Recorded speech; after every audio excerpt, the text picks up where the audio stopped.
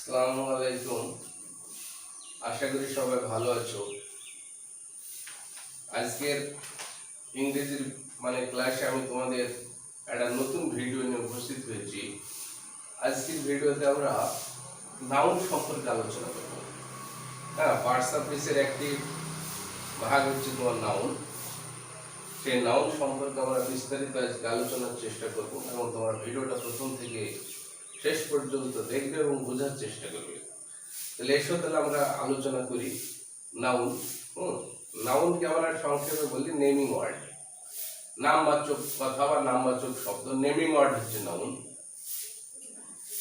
ঠিক আছে? তাহলে এখানে noun is a name of anything, যে কোনো কিছুর নাম বোঝালি সেটা নাউন। তাহলে এখানে দেয়ার মে অ্যারাইজ এ কোশ্চেন, এখানে একটা প্রশ্ন উঠতে পারে, তাহলে নামবিহীন কি কোনো জিনিস আছে যেগুলো নাউনের মধ্যে পড়বে না? তাহলে অ্যানসারটা হবে যে নামবিহীন কিছু নাই। There is none without a name. তাহলে নাম ছাড়া কিছু নাই। তাহলে যার নাম আছে সেই নাউন, ঠিক আছে? তাহলে noun is a name of anything, সংক্ষেপে আমরা এটাকে নেমিং ওয়ার্ড বলছি। তো এখানে এই নাউন সম্পর্কে দেখো, আমাদের চারিপাশে যা কিছু আমরা দেখতে পাচ্ছি প্রত্যেকের কোনো না কোনো একটা নাম আছে। তাহলে সবাই কোনো না কোনো একটা নাউনের মধ্যে পড়বে। তাহলে সমস্ত জিনিসকে, সমস্ত আইটেমকে যখন আমরা কোন নাউনের মধ্যে পড়ছে সেটা ক্যাটাগরাইজ করতে পারবো, ক্লাসিফাই করতে পারবো, তখনই আমাদের নাউন সম্পর্কে ধারণা পরিষ্কার হবে, ক্লিয়ার হবে। তাহলে আমরা একটু বোঝার চেষ্টা করি ডিপলি, যে পৃথিবীতে আমরা যা কিছু দেখতে পাচ্ছি চারিপাশে সব জিনিসকে আমরা দুটো ক্যাটাগরিতে ভাগ করছি প্রথমে, ঠিক আছে? কিছু জিনিস আমাদের ধরাছোঁয়ার মধ্যে আছে আর কিছু জিনিস ধরাছোঁয়ার বাইরে আছে, যেগুলো আমাদের ফাইভ সেন্স অর্গান, পঞ্চ ইন্দ্রিয়, ফাইভ সেন্স অর্গানস এর মধ্যে আওতায়, বা এগুলি ফাইভ সেন্স অর্গানস দিয়ে যেগুলিকে আমরা উপলব্ধি করতে পারি বা যার অস্তিত্ব আমাদের ধরাছোঁয়ার মধ্যে থাকে, সেইগুলোকে আমরা একটা নাম দিচ্ছি, তার নাম হচ্ছে কংক্রিট নাউন, ঠিক আছে? কংক্রিট, তার আমাদের বাস্তব জীবন পরিস্থিতিতে যেগুলিকে আমরা আয়ত্ত করতে পারি, উপলব্ধি করতে পারি, সেগুলো হচ্ছে কংক্রিট নাউন, মূর্ত, বাস্তব। আর দ্বিতীয়টা হচ্ছে তোমার অ্যাবস্ট্রাক্ট নাউন, বিমূর্ত, ধরাছোঁয়ার বাইরে যেগুলো। তো এই কংক্রিট নাউন দেখো, এই কংক্রিট নাউন এটাকে আমরা চারটি ভাগে ভাগ করি। তোমার concrete noun is classified into 4 categories. তাহলে এখানে কংক্রিট নাউনের চারটি ভাগ দেখো। এক নম্বর হচ্ছে প্রপার নাউন, 2 নম্বর হচ্ছে কমন নাউন, 3 নম্বর ম্যাশ নাউন আর ম্যাটেরিয়াল নাউন, আর 4 নম্বর হচ্ছে তোমার কি কালেকটিভ নাউন, ঠিক আছে? এই চারটি আমরা পর পর আলোচনা করি, তারপরে আমরা অ্যাবস্ট্রাক্টে আসছি। তাহলে প্রথমে আমাদের জানতে হবে যে প্রপার নাউন আমরা বলতে কি বোঝাই।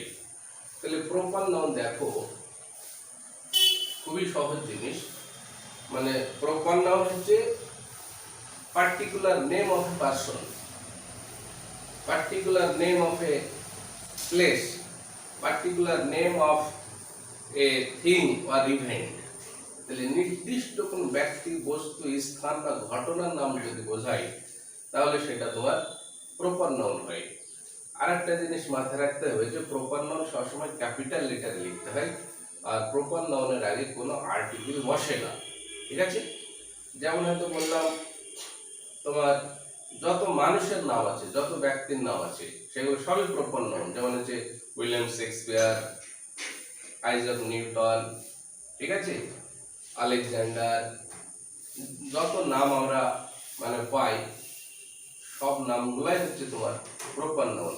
বা হয়তো বললাম তোমার ধীরেন মণ্ডল, সুরেন মণ্ডল, অমিতাভ ঘোষ, এগুলো হচ্ছে তোমার প্রপার নাউন। তাহলে প্রপার নাউন ব্যক্তির নাম হলেই প্রপার নাউন হবে। এবার কোনো প্লেসের নাম, কোনো জায়গার নাম যদি আমরা বলি, যেমন হচ্ছে কলকাতা, নিউ দিল্লি, তোমার America, London, new York, Pakistan, Dhaka, এই সবগুলো আছে প্লেসকে বোঝাচ্ছে। তাহলে এইগুলো হচ্ছে তোমার প্রপার নাউন, সব ক্যাপিটাল লেটারে লিখতে হবে, এর আগে কোনো আর্টিকেল বসবে না। আর হচ্ছে তোমার কোনো হয়তো বিখ্যাত কোনো জিনিস, যেমন হয়তো বললাম দি তাজমহল, একটা ফেমাস মনুমেন্ট, যার সঙ্গে ঐতিহাসিক স্মৃতি বিজড়িত থাকতে হবে, যেমন দা মনুমেন্ট, দা তাজমহল, দা কুতুব মিনার, দা রেড ফোর্ট, এগুলো হচ্ছে তোমার প্রপার নাউন। এখানে বলা হলো যে প্রপার নাউনের একটা আর্টিকেল বসে না, কিন্তু এখানে দেখুন বললাম দি তাজমহল, দা কুতুব মিনার, দা রেড ফোর্ট, এইগুলোর আগে কিন্তু আর্টিকেল বসবে। এগুলো এক্সেপশনাল বিষয়। হ্যাঁ, তাহলে আর কোন কোন ক্ষেত্রে প্রপার নাউন হয়? কোন জাহাজের নাম, ট্রেনের নাম, তোমার পর্বতের নাম, হ্যাঁ, ধর্মগ্রন্থের নাম, খবরের কাগজ, নিউজ পেপারের নাম, এগুলো কিন্তু প্রপার নাউন্স এর মধ্যে পড়ে এবং এগুলোর এক একটা ডেফিনেট আর্টিকেল দিয়ে লিখতে হয়। যেমন হচ্ছে দা টাইটানিক, এটা একটা জাহাজের নাম। তোমার the name of a ship is a proper noun. The Gitanjali express, the Rajdhani express, the Shatabdi express, এগুলো ট্রেনের নাম, এগুলো হচ্ছে তোমার প্রপার নাউন।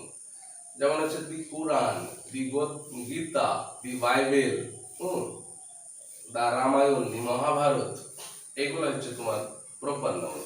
তারপরে দা টেলিগ্রাফ, হ্যাঁ, দি টেলিগ্রাম, তোমার দা ইন্ডিয়ান এক্সপ্রেস, দা আনন্দবাজার, দা বর্তমান, দা প্রতিদিন, এগুলো তোমার প্রপার নাউন। তারপরে মাউন্ট এভারেস্ট, ঠিক আছে, মাউন্ট এভারেস্ট এটা পর্বতের নাম, এর আগে আর্টিকেল বসবে না। তারপরে তোমার এই রকমের মানে নির্দিষ্ট ব্যক্তি বস্তু স্থানের নাম বোঝালে সেটাকে আমরা প্রপার নাউন হিসাবে গণ্য করব। তাহলে আশা করি প্রপার নাউন সম্পর্কে ধারণা তোমাদের ক্লিয়ার হয়েছে। এবার আমরা চলে যাচ্ছি, দেখো, কমন নাউন। কমন কথাটার অর্থ হচ্ছে জেনারেল, মানে সাধারণ, কমন। এর অ্যান্টোনিম হচ্ছে তোমার ইউনিক, স্বতন্ত্র, যেটাকে আমরা বলি। তো এখানে দেখো, কমন নাউন তোমার যে নাউন দ্বারা বা যে নাম দ্বারা কোন একটা শ্রেণীর, কোন একটা গ্রুপের প্রত্যেককে বোঝানো হবে, সেটা হচ্ছে কমন নাউন। ঠিক আছে, যে নাউন দ্বারা কোন শ্রেণী বা কোন গ্রুপের প্রত্যেককে বোঝানো হয় তাকে কমন নাউন বলা হয়। যেমন হয়তো বললেন যে মানুষ মরণশীল, ম্যান ইজ মর্টাল, মানুষ বুদ্ধিমান প্রাণী, man is an intelligent animal. তাহলে এই যে ম্যান, ম্যান বলতে এখানে সব মানুষকে বোঝাচ্ছি, কোনো পার্টিকুলার একজনকে বোঝাচ্ছি না। তাহলে ম্যানটা হচ্ছে এখানে কমন নাউন। ঠিক আছে, হয়তো বললাম মানে the cow is a useful animal, গরু উপকারী প্রাণী, the cow is a useful animal. তাহলে দি কাউটা হচ্ছে এখানে সমস্ত মানে গাভীকে বোঝানো হচ্ছে, কাউ। তাহলে এটা হচ্ছে তোমার কমন নাউন। ঠিক আছে, the tiger is a ferocious animal, tiger হচ্ছে একটা খুব হিংস্র জন্তু, তাহলে টাইগারটা হচ্ছে কমন নাউন। ঠিক আছে, দা হেন লেজ এগস, মানে কি করে, মানে মুরগি ডিম পাড়ে, দা হেন লেজ এগস, তাহলে দি হেনটা হচ্ছে তোমার কমন নাউন। ঠিক আছে, তারপরে হয়তো বললাম যে দা রোজ এমিটস সুইট ফ্র্যাগ্রেন্স, গোলাপ মিষ্টি গন্ধ ছড়ায়, তাহলে দি রোজটা হচ্ছে কমন নাউন। তাহলে এইভাবে আমরা যে নাউন দ্বারা একটা মানে শ্রেণীর প্রত্যেককে বোঝাই বা একটা গ্রুপের প্রত্যেককে বোঝাই, সেটা হচ্ছে কমন নাউন। ঠিক আছে, এখানে আরেকটা জিনিস মাথায় রাখতে হবে যে কমন নাউন যদি সিঙ্গুলার হয় তার আগে তোমাকে একটা আর্টিকেল বসাতে হবে, ডেফিনিট আর্টিকেল বেশি লিখতে হয়, দি আর কি। তাহলে কমন নাউন সিঙ্গুলার হলে তার আগে আর্টিকেল বসাতে হবে, কমন নাউন যদি প্লুরাল হয় তার আগে আর্টিকেল বসাতে হবে না, এটা মাথায় রাখতে ভালো করে। যেমন হয়তো গাছ আমাদের প্রকৃত বন্ধু, গাছ আছে ট্রি, ট্রিটাকে যদি আমরা প্লুরাল করি, trees are hour real friend, গাছ আমাদের প্রকৃত বন্ধু, এখানে ট্রিজ প্লুরাল, এখানে আর্টিকেল বসলো না। কিন্তু যদি বলি দা ট্রি, তখন কিন্তু সিঙ্গুলার হয়ে যাচ্ছে, একটা আর্টিকেল বসাতে হবে, the tree is our real friend. হয়তো বললাম যে মানে সিংহ পশুদের রাজা, the lion is the king of the beast, তাহলে লায়নটা সিঙ্গুলার কমন নাউন, আগে দি বসলো, কিং সিঙ্গুলার কমন নাউন, আগে দি বসলো, বিস্ট সিঙ্গুলার কমন নাউন, আগে দি বসলো, the lion is the king of the beast. এইভাবে তোমার কমন নাউনকে আমরা মানে চিহ্নিত করার চেষ্টা করব। এবার থার্ড ক্যাটাগরিতে আমরা আসছি তোমার ম্যাটেরিয়াল নাউন, বা এটাকে আমরা ম্যাশ নাউন বলে থাকি, MASS, ম্যাশ। তাহলে ম্যাটেরিয়াল নাউন যে নাউন দ্বারা কোনো পদার্থের নাম বোঝাবে, সে পদার্থটা সলিড হতে পারে, লিকুইড হতে পারে, আর গ্যাসিয়াস হতে পারে, কঠিন, তরল এবং বায়বীয় আর গ্যাসীয়, এই তিন রকমের পদার্থ বোঝালে সেটা তোমার ম্যাটেরিয়াল নাউন আর ম্যাশ নাউন হবে। তো তাহলে আরো সহজ হয়ে গেল। যেমন হয়তো বলো iron is hard to digest. যদি বলি যে iron is hard to digest, লোহা হজম করা খুব কঠিন, বা iron is a hard substance, iron হচ্ছে একটা শক্ত পদার্থ। তাহলে আয়রনটা কি একটা ম্যাটারকে বোঝাচ্ছে, সলিড ম্যাটার, তাহলে আয়রনটা হচ্ছে একটা ম্যাটেরিয়াল নাউন। এবার যদি বলি গোল্ড ইজ প্রেসিয়াস, সোনা হচ্ছে মূল্যবান, ঠিক আছে, তাহলে এই সোনাটা হচ্ছে তোমার ম্যাটেরিয়াল নাউন, ঠিক আছে। যেমন হচ্ছে milk is a nutritious food item, milk হচ্ছে একটা পুষ্টিকর মানে খাদ্য উপাদান, ফুড আইটেম, তাহলে মিল্কটা হচ্ছে তোমার ম্যাটেরিয়াল নাউন, ম্যাশ নাউন।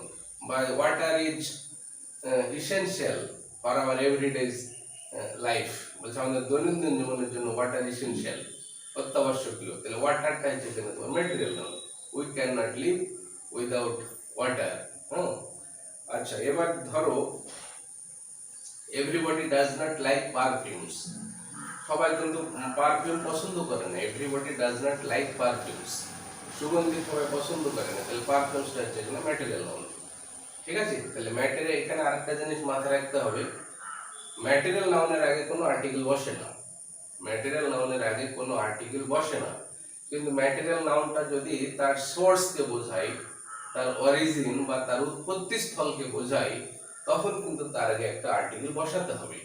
যেমন হয়তো বললাম যে আফ্রিকার সোনা মূল্যবান, the gold of Africa is valuable, তাহলে দি গোল্ড, এমনি যদি বলি সোনা মূল্যবান, গোল্ড ইজ ভ্যালুয়েবল, কিন্তু যদি বলি আফ্রিকার সোনা মূল্যবান, the gold of Africa is valuable, তাহলে এখানে দি বলছে, যেহেতু সোনাটা কোথাকার, আফ্রিকার, সোর্সটাকে বুঝিয়ে দিচ্ছে, উৎসটাকে বলে দিচ্ছে।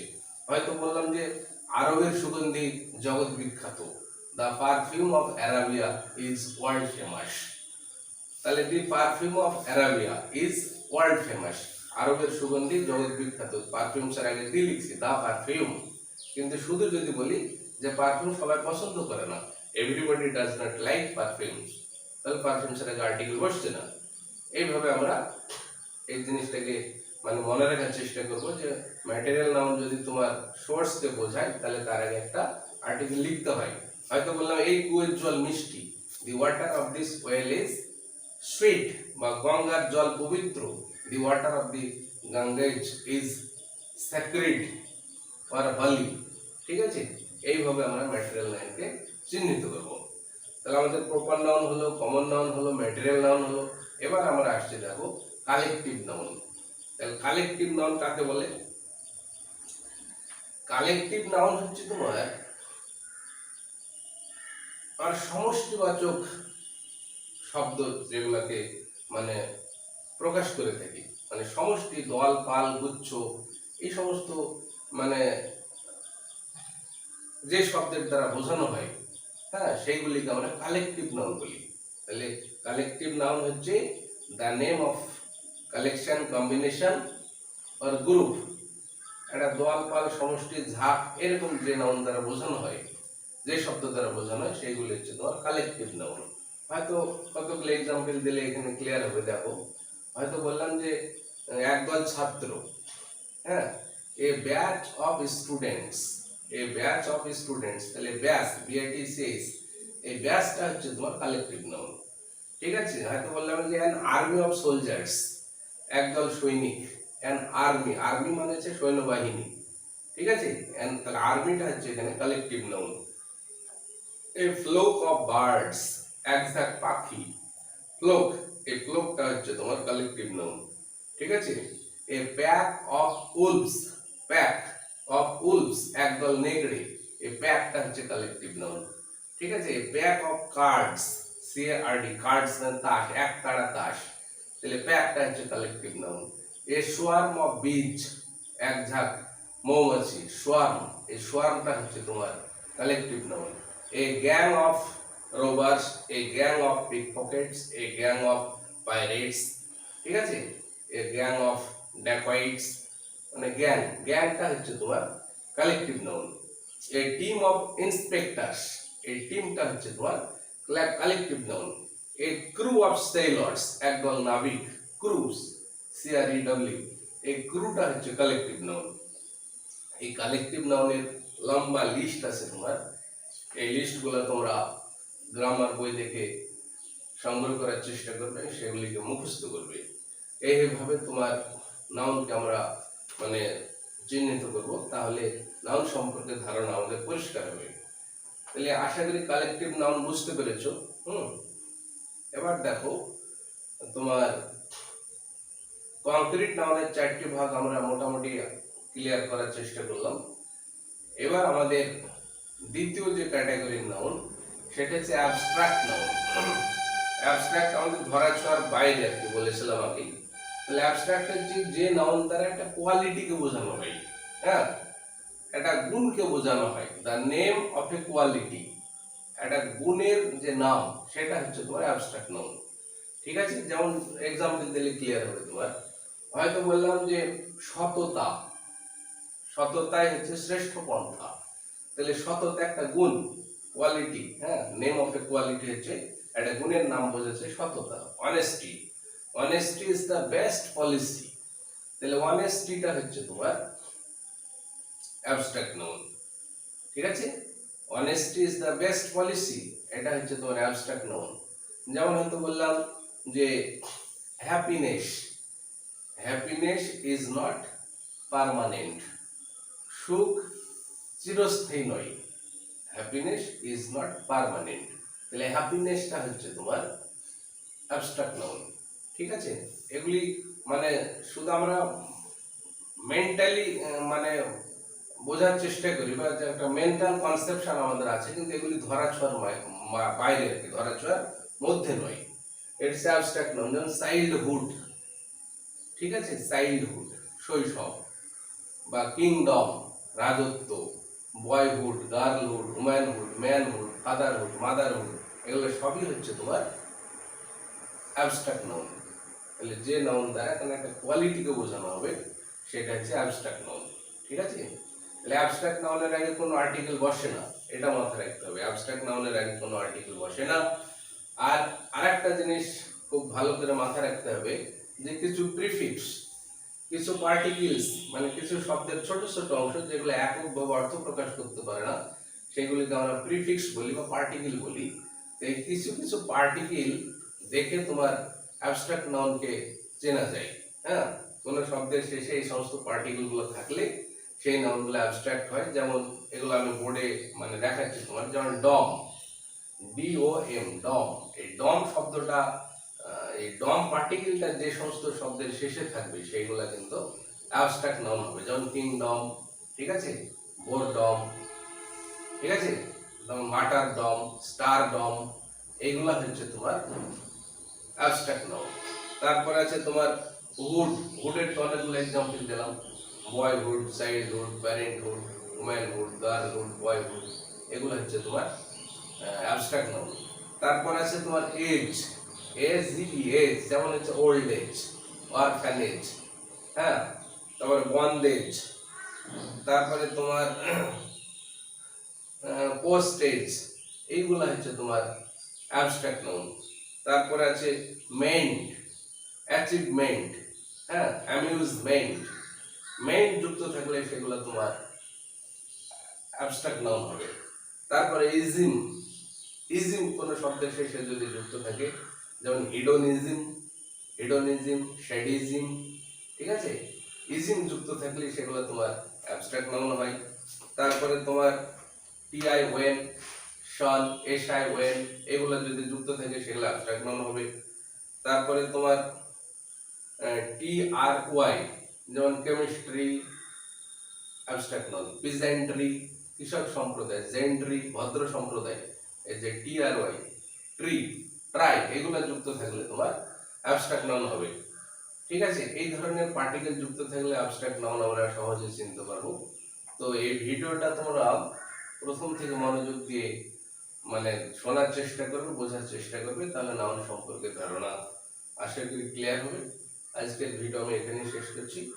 সবাই ভালো থেকো, সুস্থ থেকো। আসসালামু আলাইকুম।